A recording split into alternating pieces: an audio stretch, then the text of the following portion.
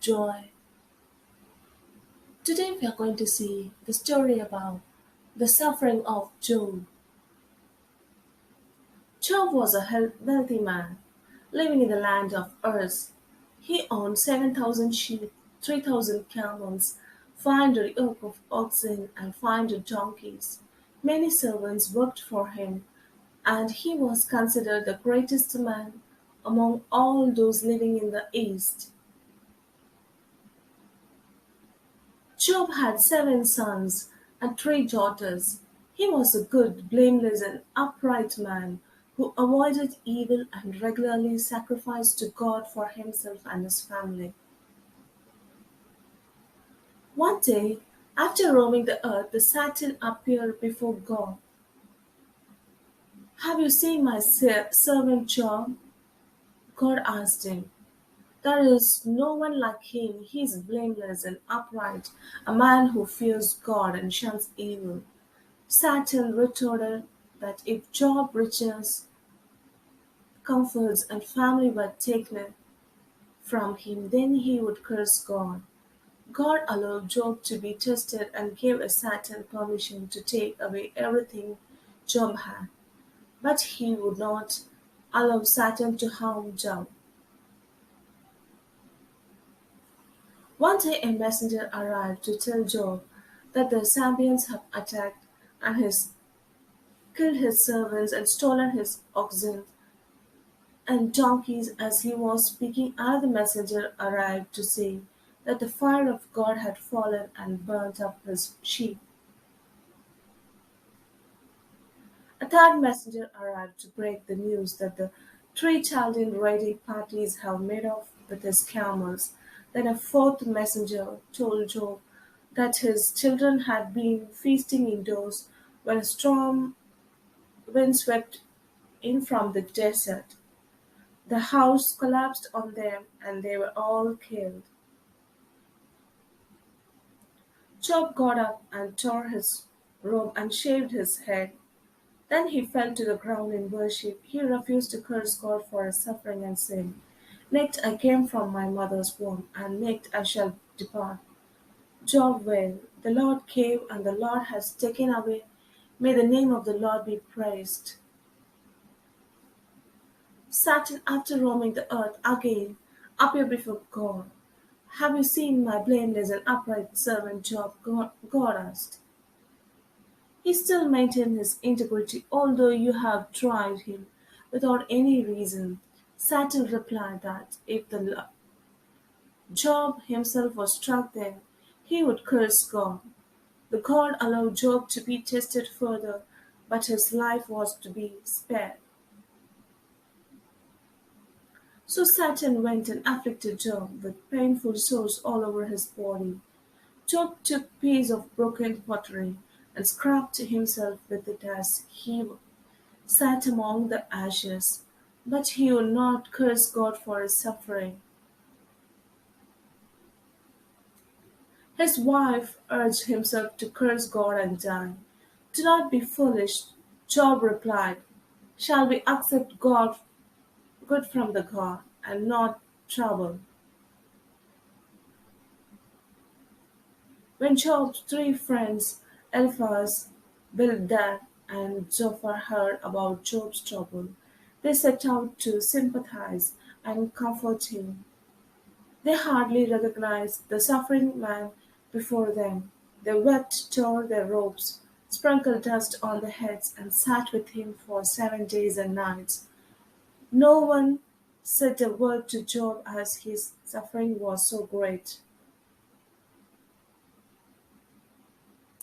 On the seventh day, Job speaks and wishes he had never been born. He questions why God gives life to those who live in misery and turmoil.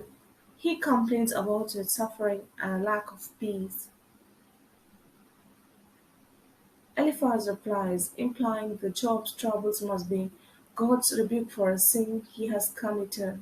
He urges Job not to despise God's discipline, as he not only owns and injures but also builds up and heals. Job replies how helpless he feels and wants to die. He is upset that his friends think God is punishing him for doing wrong as this is so unfair. He knows God is in control of everything, but does not know why God is allowing this to happen to him. Bitterly, he complains about his anguish. Another of Job's friends, Bildad, then speaks to Job, urging him to seek God and to plead with him. If Job is blameless, then God will show justice and fill his mouth with laughter and joy. Job replies that there is nothing he can do to make himself right with God. He wishes there was someone who would act as a mediator between himself and God. Job's third friend, Zophar, joins the discussion by accusing Job of sin while claiming to be blameless. If Job would repent, his troubles would be no more. Job argues that he cannot save himself no matter what he does. However, God has promised to answer when we call to him. Eliphaz continues to accuse Job of doing something wrong to deserve the sufferings he is enduring. Job says, "What miserable, comfortless you are." He believes there is a Redeemer in heaven who will vouch for his innocence.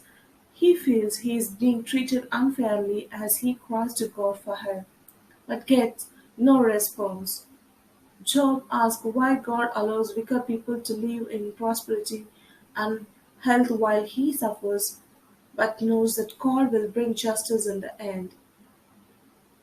Job starts recounting the good deeds he has done and how he has obeyed the law. The three friends stop arguing with Job as he continues to be right in his own eyes. At this point, a younger man, Elihu, who had been listening, joins in and becomes angry with Job for saying he is pure and without sin. He argues that God does not answer when wicked men cry out because of their arrogance. He concludes that the people who are afflicted are commanded by God to repent of their evil. Though suffering, they can be appreciate God's love and forgiveness when they are well again. He believes Job's excessive talking in an act of rebellion against God. At this point, God interrupts and speaks up from a whirlwind. God asks Job a long list of rhetorical questions to show how little Job knows about creation and the power of God. God then asks, "Will the one who contends with the Almighty correct him? Let him who accuses God's answer him."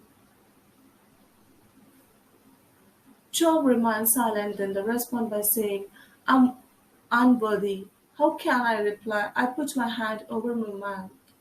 I will say no more." God asks more questions. Job answers, "I spoke of things I do not understand, things too wonderful for me to know." Job then repents, for he has seen how great the Lord is. His suffering is ended. The Lord is angry with Job's three friends for judgmental advice they gave. They are told to ask for Job's prayer and make a sacrifice. Job intercedes on their behalf and God forgives them.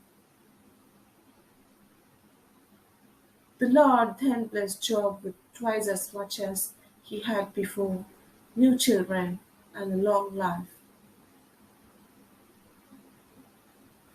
Thanks for watching. Please subscribe my channel and also press the bell icon so that when I upload my videos, you'll get a notification.